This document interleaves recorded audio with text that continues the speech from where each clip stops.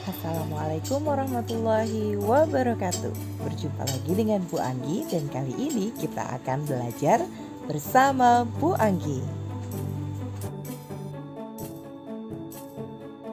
Kali ini kita akan belajar tema 3, tokoh dan penemuan, subtema 2, penemuan dan manfaatnya pembelajaran yang pertama. Anak-anak hebat, tentunya kalian masih ingat ya tentang teks eksplanasi? Ya, teks eksplanasi merupakan teks yang berisi informasi tentang suatu hal atau fenomena yang terjadi di masyarakat.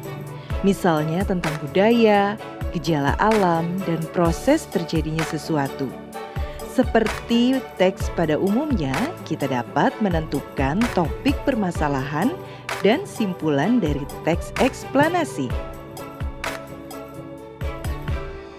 Nah, kalian juga harus ingat, dalam menulis teks eksplanasi harus menggunakan kalimat efektif. Kalian tahu kan apa itu kalimat efektif? Kalimat efektif adalah kalimat yang disusun dengan memperhatikan pedoman umum ejaan bahasa Indonesia.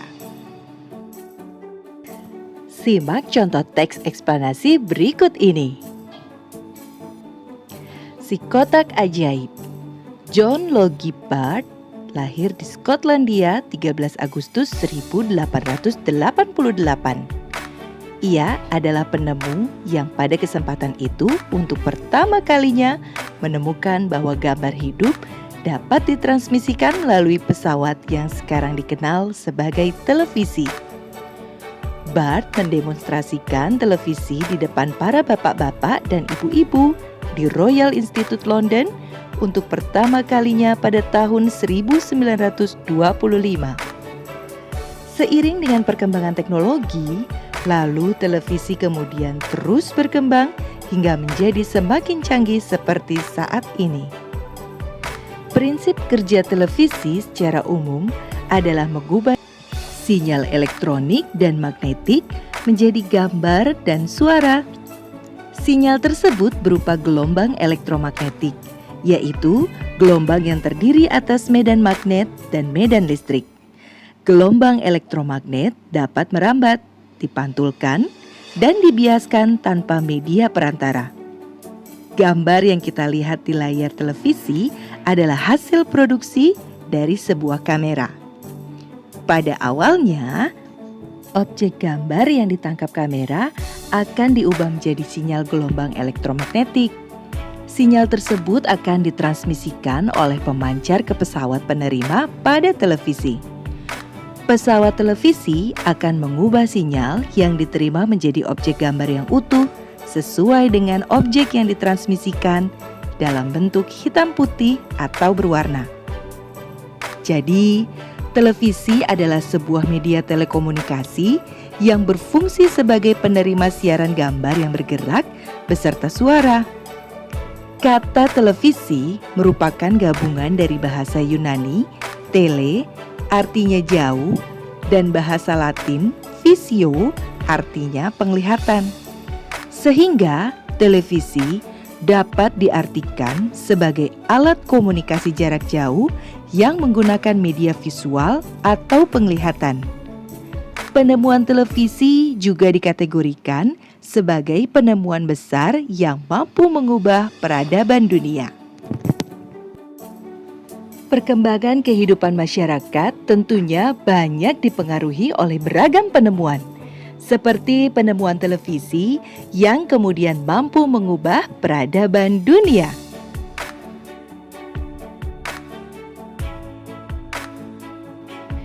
Anak-anak hebat, coba kalian perhatikan gambar berikut. Dahulu, masyarakat memperoleh ilmu pengetahuan hanya dari sekolah dan buku. Saat itu, teknologi masih sangat terbatas. Seiring berjalan waktu, hadirlah radio. Masyarakat pun dapat memperoleh informasi dari radio. Kini, dengan kemajuan iptek, lahirlah televisi yang menggabungkan audio dan visual. Masyarakat pun dapat memperoleh informasi yang lebih lengkap, mulai dari berita tentang kemajuan bidang sosial, budaya, dan masyarakat. Penemuan dalam bidang iptek ini juga banyak merubah cara hidup dan perilaku masyarakatnya. Menurut kalian, bagaimana dampak positif dan negatif televisi bagi masyarakat? Yuk, kita cari tahu. Ternyata selain dampak positif, ada juga loh dampak negatif televisi di bidang pendidikan. Nah, kita ulas dulu dampak positifnya. Yang pertama, memperluas wawasan. Yang kedua, memperkaya pengalaman hidup. Yang ketiga, menunjang pembelajaran di sekolah dan pengetahuan umum. Yang keempat, membantu proses belajar. Untuk dampak negatifnya, antara lain, menyita banyak waktu yang seharusnya untuk belajar, melumpuhkan kemampuan berpikir kritis, dan munculnya benih kekerasan pelajar. Oleh karena itu, tentunya kita harus bijak ya anak-anak hebat dalam penggunaan media televisi.